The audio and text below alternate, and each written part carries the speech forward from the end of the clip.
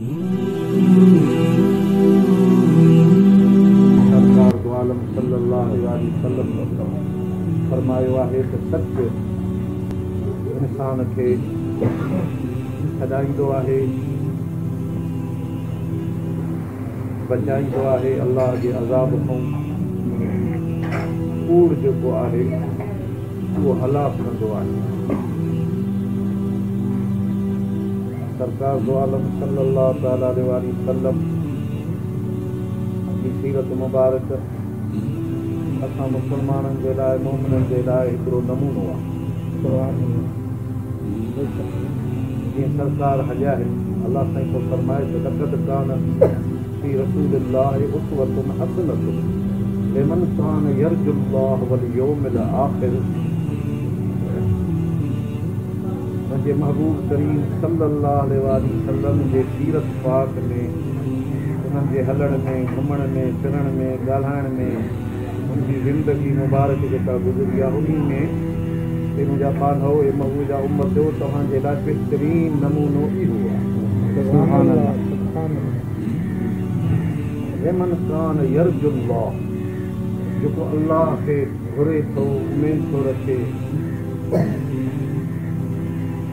रब मूंसां राज़ी थिए, रब मूंसां मिले, मुंहिंजे रब खे ॾिसां कीअं आहे। रब जंहिं ज़मीन ठाही आहे, आसमान ठाहियो आहे, सिज चंड सितारा ठाहिया आहिनि, उनजो कुर्ब कीअं हासिलु कयां, उनजी वेझड़ाई कीअं हासिलु कयां, उनजो दीदार कीअं हासिलु कयां, उनजो लिकाव कीअं ॾिसां, उनजो रज़ामंदो कीअं सुञाणां।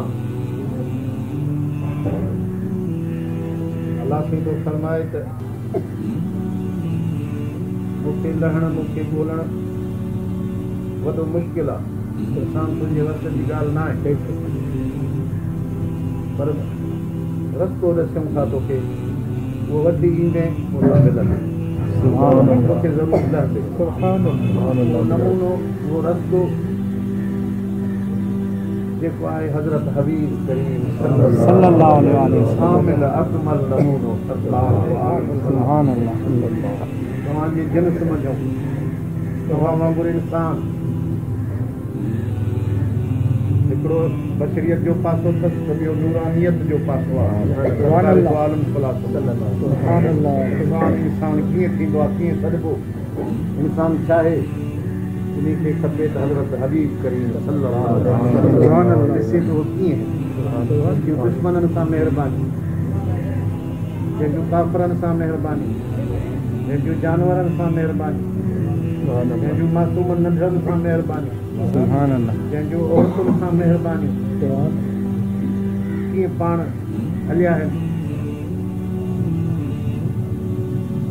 कीअं पाण उन्हनि सां सॼी ज़िंदगी मुबारक घुमिया आहिनि। काफ़रनि सां कहिड़ो अंदाज़ आहे सरकार जो, उहा शफ़क़त, उहा मोहबत जेका आलमी इंसानियत जे लाइ जंहिंखे अल्लाह रहमत बणाए मोकिलियो, उहो नमूनो बि त अहिड़ो हूंदो, उहा शख़्सियत अहिड़ी।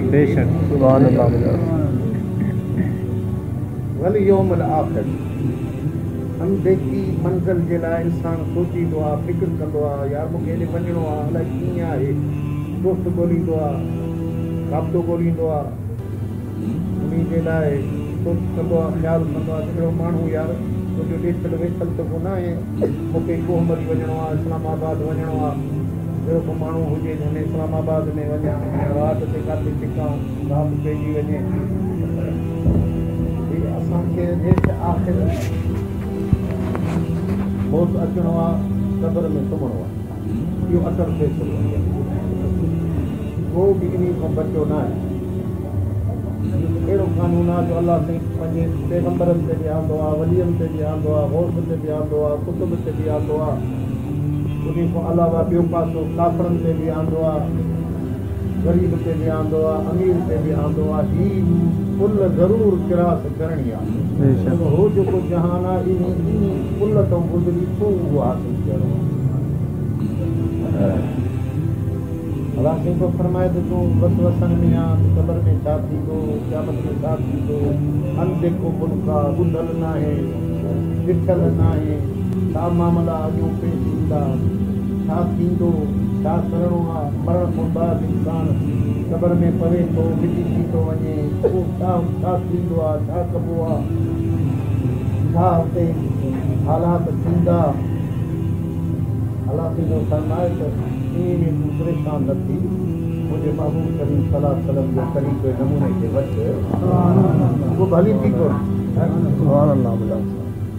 पोइ तोखे परेशानी न थींदी।